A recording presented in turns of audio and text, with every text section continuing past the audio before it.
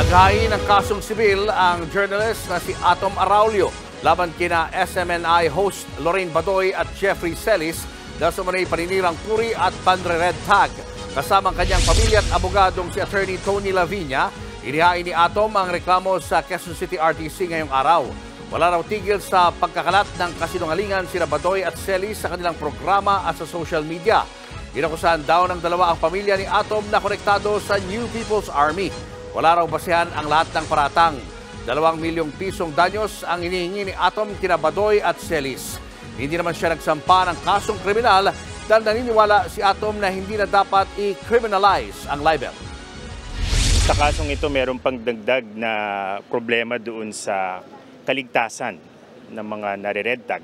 Dahil alam natin at nakikita natin kung ano yung nagiging epekto nito lalo sa mga walang laban. Bagamat ako naman ay hindi partikular na nangangamba sa aking buhay. Palagay ko meron akong pribilehiyo ng pagkakaroon ng malakas na support system. Importante pa rin na yung mga may kakayanan ay gawin yung ganito at manindigan para sa mga walang kakayahan.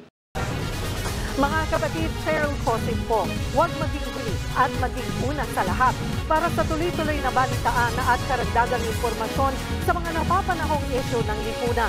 Tumutok lamang at mag-subscribe sa social media pages ng News 5.